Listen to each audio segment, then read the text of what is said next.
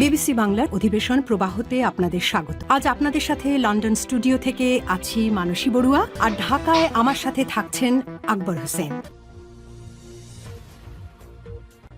বাংলাদেশের সর্বশেষ গুরুত্বপূর্ণ আপডেট সংবাদে আপনাকে স্বাগত। শুরুতেই সংবাদ শিরোনাম, পরে বিস্তারিত। প্রথমেই জানাবো আমাদের হাতে থাকা সর্বশেষ গুরুত্বপূর্ণ সবথেকে তাজা আপডেট সংবাদ। নাহিদ ইসলামের অফিস নয়, গুলিবর্ষণ হয়েছে আবাসন কোম্পানির কার্যালয়ে, বলছে পুলিশ।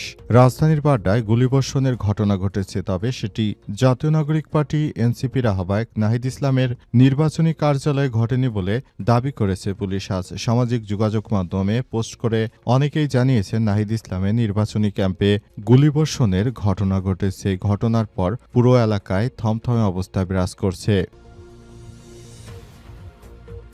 এরপর জানাবো আগামীর বাংলাদেশ কিভাবে চলবে তার জন্য গণভোট প্রয়োজন বললেন আলী রিয়াজ, এবং এই গণভোটে সবাইকে হ্যাঁ ভোট দিয়ে নতুন বাংলাদেশ গড়ে তোলার আহ্বান জানিয়েছেন। প্রধান উপদেষ্টার বিশেষ সহকারী অধ্যাপক আলী রিয়াজ বলেছেন, আগামী কয়েক দশক ধরে বাংলাদেশ কিভাবে চলবে সেই দিক নির্দেশনা নির্ধারণের জন্যই গণভোট, এবং গণভোটে কোনো ব্যক্তি বা সরকারের পক্ষে হচ্ছে না, গণভোট হচ্ছে দেশের পক্ষে। আগামী 5, 10, 15, 20 বছর তারও বেশি সময় ধরে দেশটা কিভাবে চলবে সেটি জন্য গণভোটে সবাইকে হ্যাঁ ভোট দেওয়ার জন্য আহ্বান জানিয়েছে। গণভোট দিলে কেউ দুইবারে বেশি একটানা প্রধানমন্ত্রী থাকতে পারবে না, আর স্বৈরাচারী তৈরি হতে পারবে না।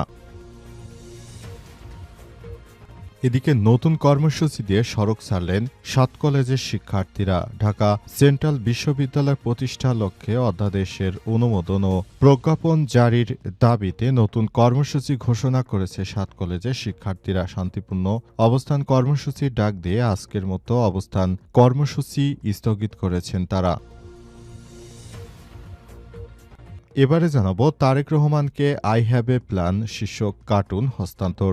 বিএনপি চেয়ারম্যান তারেক রহমানকে I have a plan for the people of my country for my country শীর্ষক কার্টুন হস্তান্তর করেছে দেশের জনপ্রিয় কার্টুনিস্ট উদয়। আজ বিএনপি চেয়ারম্যানের রাজনৈতিক কার্যালয়ে এসে তারেক রহমানকে এই কার্টুন উপহার দিয়েছেন তিনি।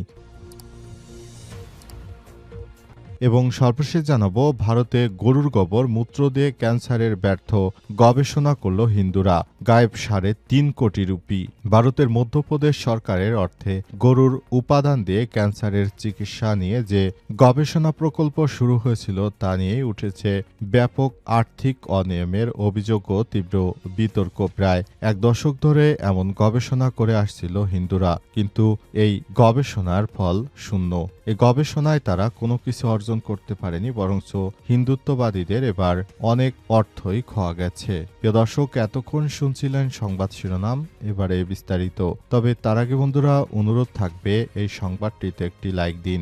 এই চ্যানেলে আপনি নতুন হয়ে থাকলে আমাদের সংবাদটি দেখতে দেখতে চ্যানেলটি সাবস্ক্রাইব করে রাখুন। কমেন্ট করে বন্ধুরা আপনার মূল্যবান মতামত জানিয়ে দিন আপনি বিশ্বের কোন দেশ থেকে বা বাংলাদেশের কোন স্থান থেকে আমাদের সংবাদটি দেখছেন এবং শুনছেন।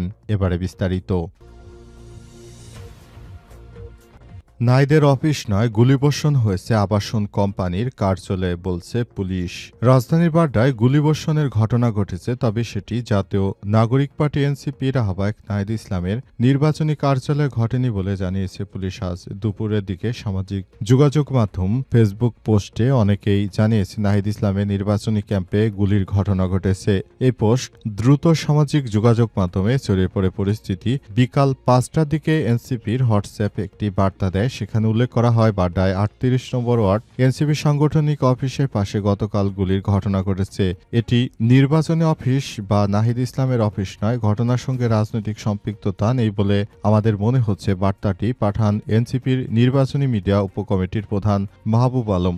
বিষয়ে জানতে চাইলে পুলিশের বাড্ডা থানা অঞ্চলের সহকারী কমিশনার এসি মোহাম্মদ আসাদুজ্জামান গণমাধ্যমকে জানান, গতকাল মঙ্গলবার রাতে উত্তর বাড্ডায় একটি বাসন কোম্পানির কার্যালয়ে লক্ষ্যবস্তু বানিয়ে 2টি গুলিবর্ষণের ঘটনা ঘটেছে। তবে কে বা কারা গুলি করেছে এখন পর্যন্ত তাদের কাউকে আটক করা সম্ভব হয়নি। মোহাম্মদ আসাদুজ্জামান বলেন, যেখানে গুলির ঘটনা ঘটেছে সেখানে গত নভেম্বর পর্যন্ত এনসিপির একটি কার্যালয় ছিল, তবে নভেম্বরে এনসিপির ওই কার্যালয়টি হস্তান্তর করা হয়েছে। বর্তমানে সেখানে কোনো কার্যালয় নেই বলে জানানো হয়েছে। তবে দেশের অভ্যন্তরে এই ধরনের গুলির ঘটনা যে সন্ত্রাসীরা ঘটিয়েছে তাদেরকে কোনোভাবেই ছাড় দেওয়া হবে না বলে পুলিশের পক্ষ থেকে তীব্র সতর্কবার্তা দেওয়া হয়েছে এবং এই সন্ত্রাসীদেরকে আটক করা হবে এমনটাই নিশ্চয়তা দেওয়া হয়েছে পুলিশের পক্ষ থেকে।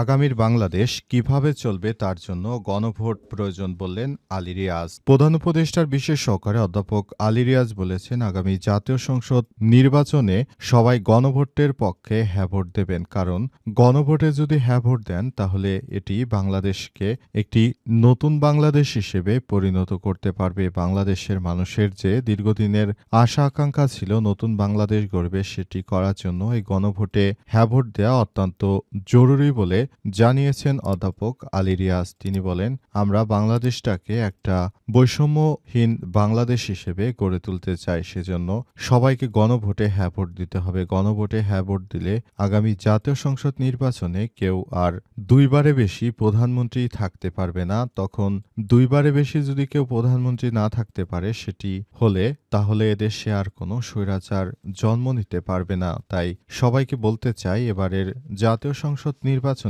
গণভোটে সবাইকে হ্যাঁ ভোট দিতে হবে এবং হ্যাঁ ভোট দেওয়ার মধ্য দিয়ে সবাইকে আরও বেশি শক্তিশালী একটি পর্যায় গড়ে তুলতে হবে। পুরো বাংলাদেশটাকে সুন্দরভাবে গড়ে তোলার জন্য সবাইকে গণভোটে হ্যাঁ ভোট দিতে হবে বলে জানানো হয়েছে।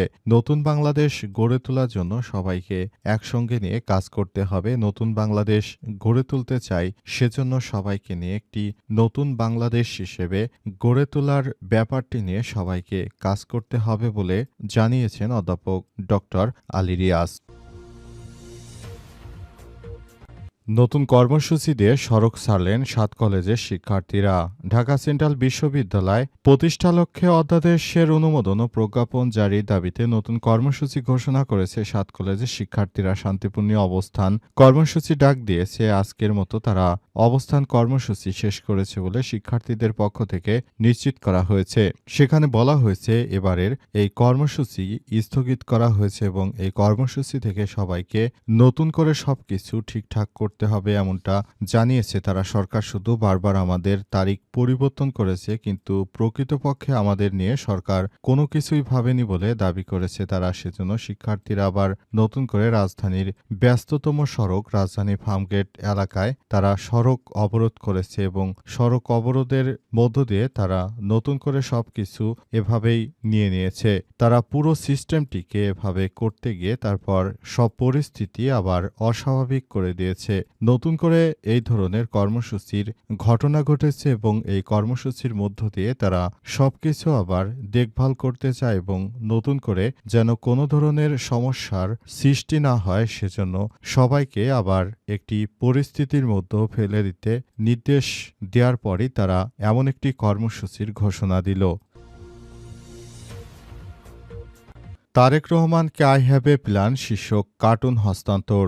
বিএনপির চেয়ারম্যান তারেক রহমানকে I have a plan for the people of my country for my country শীর্ষক কার্টুন হস্তান্তর করেছে দেশের জনপ্রিয় কার্টুনিস্ট উদয়।